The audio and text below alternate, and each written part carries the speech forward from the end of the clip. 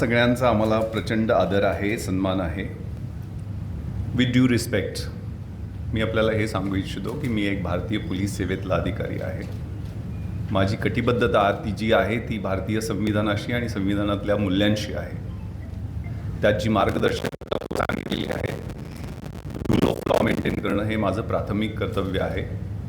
आणि या ठिकाणी डॉक्टर बाबासाहेब आंबेडकरांची दीक्षाभूमी आहे. त्यामुळे त्यांच्या विचारांशी, तत्वांशी आणि घटनेतल्या मूल्यांशी आम्ही पाईक होतो आहे आणि राहूसुद्धा. पोलिसिंग हे रिॲक्टिव्ह आणि प्रिव्हेंटिव्ह आणि प्रोॲक्टिव्ह हे तिन्ही स्वरूपांचं असतं. एज्युकेशन, अवेअरनेस आणि एन्फोर्समेंट हे पोलिसिंगचे भाग असतात. कायद्याचा ज्यावेळेला आम्ही अंमल करतो त्या अंमलाबरोबर जनजागृती करणं आणि शिक्षण, लोकांमध्ये प्रबोधन करणं हे सुद्धा पोलिसांचं कर्तव्य आहे. त्यामुळे ज्या सामाजिक, सांस्कृतिक संघटना असतात त्यांचे जे रचनात्मक आणि होकारात्मक कार्यक्रम होतात, त्या कार्यक्रमामध्ये जाणं आणि तिथल्या युवकांना, वृद्धांना, मुलांना, स्त्रियांना मार्गदर्शन करणं, प्रबोधन करणं हे आमचं कर्तव्य आहे. अगदी 4 दिवसापासून या विषयावरती खूप चर्चा होत आहे. त्यामुळे मी हे सांगू इच्छितो की हा जो कार्यक्रम आहे तो 19 एप्रिलला आयोजित करण्यात आलेला होता. याचं निमंत्रण घेऊन सकल हिंदू समाज, सानपाडा इथले प्रतिनिधी माझ्याकडे आलेले होते. हे प्रतिथयश आर्किटेक्ट्स, डॉक्टर्स, चार्टर्ड अकाउंटंट्स असे प्रतिनिधी मला निमंत्रण द्यायला आलेले होते. आणि ते निमंत्रण माझ्याकडे अजूनही आहे, ज्यामध्ये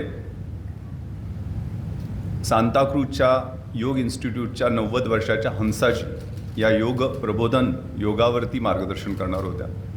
CSTAT म्हणजे जे कस्टम, सेंट्रल एक्साईज आणि सर्व्हिस टॅक्सचे ॲपिलेट ट्रिब्युनल आहे, त्याचे कमिशनर साहेब हे GST आणि सीमावर्ती GSTमधले रिफॉर्म्स आणि सीमावर्ती शुल्क कशा पद्धतीनं त्याच्यात बदल झाले यावरती मार्गदर्शन त्यांनी त्या कार्यक्रमात केलेलं आहे. स्पिरिच्युअल लीडर्स म्हणजे इस्कॉनचे प्रमुख डॉक्टर सुरदास प्रभूजी आणि ब्रह्मकुमारीच्या शीला दिदी यांनी स्पिरिच्युअल लेक्चर्स त्या ठिकाणी दिलेलं होतं. आणि या कार्यक्रमाचं निमंत्रण हे कुटुंबियांना म्हणजे त्यात महिला, मुलं, ज्येष्ठ नागरिक या सगळ्यांना बोलवण्यात आलेलं होतं. हे पहा, मी दरवर्षी रमजान ईदच्या दरम्यान वेगवेगळ्या कॅपॅसिटीमध्ये मी या महाराष्ट्रात काम केलेलं आहे. 30 वर्ष मी पोलीस सेवेत आहे. जैन धर्मियांच्या, बौद्ध धर्मियांच्या, वसई विरार आणि बँड्रामध्ये कार्यरत असताना ख्रिश्चन धर्मियांच्या कार्यक्रमाला जाणं, त्यांच्या रचनात्मक कार्यक्रमाला जाणं हे माझं नित्याचं आहे आणि मी जात असतो. हाही कार्यक्रम संध्याकाळी माझ्या ऑफिसच्या आवर्स नंतर होता. त्यामुळे हा 8 वाजताचा कार्यक्रम होता. त्या कार्यक्रमासाठी मी गेलेलो होतो. आणि त्यामध्ये जसं मी इफ्तार पार्टीला बोलतो की एक ही सपमे खडे हो गए दोनों, न कोई रहा बंदा न कोई रहा बंदा नवाज, म्हणजे माझ्या भाषणाला सुरुवात करत असतो.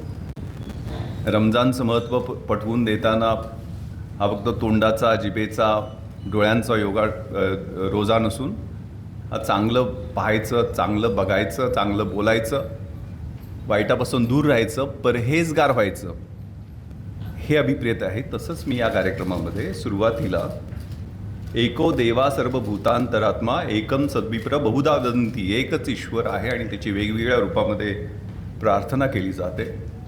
मी या भाषणामध्ये तैत्तरीय उपनिषदामधला शांती मंत्र सांगितला, ज्याच्या क्लिप्स म्हणजे सिलेक्टिव्ह एक छोटीशी क्लिप ठेवली, पण दुसऱ्या पण क्लिप्स आहेत, आपण कृपया पाहाव्या. त्यामध्ये ओम सहना भवतु सहनो भुनक्तु सहवीर्यम करवावहे तेजस्विना वदितमस्तु मा विद्विषावहे. आपण सगळे एकत्र येऊन परमेश्वराने आपला स्वीकार करावा, आपल्या सगळ्यांचं संरक्षण करावं, आपलं ज्ञान हे एव्हर फ्रेश राहावं आणि let's not hate each other. एकमेकांचा द्वेष, तिरस्कार, असूया, चांगलं न बघवण्याची वृत्ती ही नष्ट व्हावी. धर्मामध्ये सगळ्या 3 क्रियापद आहेत, to love, to help and to serve. त्या भाषणातल्याच मी गोष्टी सांगतोय. प्रेम करणं, मदत करणं, सेवा करणं आणि आपली जी संस्कृती आहे ती संस्कृती म्हणजे स्वतःशी उपाशी राहून दुसऱ्याला भरवण्याची संस्कृती आहे. विकृती जी असते ती दुसऱ्याच्या ताटातलं ओढून घेण्याची असते आणि प्रकृती स्वतःच्या ताटातलं स्वतः खाण्याची असते. पण स्वतः उपाशी राहून दुसऱ्याला भरवणं. आणि त्या भाषणामध्ये मी ज्ञानेश्वरीमधील पसायदानाबद्दल खूप डिटेलमध्ये बोललेलो होतो. दुरितांचे तिमिर जाओ, विश्वस्वधर्म सूर्य पाहो, जो जे वांछील तोते लाहो प्राणी जात. विश्वबंधुत्वाची, सौहार्दाची आणि प्रेमाची शिकवणूक देणाऱ्या धर्माबद्दल बोलून त्याच्यानंतर मी व्यसनाधीनता, ड्रग्ज, कारण मी 3 रेव पार्ट्यावर रेड केलेल्या आहेत, त्या अनुषंगानं ड्रग्सच्या अनुषंगानं युवकांचं प्रबोधन केलं. पोलीसमधल्या करिअरमधल्या संधी आणि सगळ्यात महत्त्वाचं प्रिव्हेन्शन ऑफ करप्शन ॲक्टबद्दल माहिती दिलेली आहे. पण हे रचनात्मक चांगलं होतं आणि चांगलं बोललेलो आहे. त्यातून कुणी काय अर्थ लावला याच्याबद्दल बोलणं उचित नाही. यामध्ये कुठल्याही कंडक्ट रूलचं मी भंग केलेला नाही. हा कार्यक्रम वंदे मातरम ह्या आपल्या राष्ट्रीय गीताला 150 वर्ष पूर्ण झाली आणि RSSला 100 वर्ष पूर्ण झाली. या निमित्तानं सकल हिंदू समाजा वतीनं आयोजित करण्यात आलेला होता आणि त्याबद्दल त्यावेळेला जे काय मी बोललो ते माझ्या कायद्याच्या चौकटीत आणि नियमांच्या अनुषंगानं सगळ्या बरोबर गोष्टी राहतील याची दक्षता घेऊन बोललेलो आहे.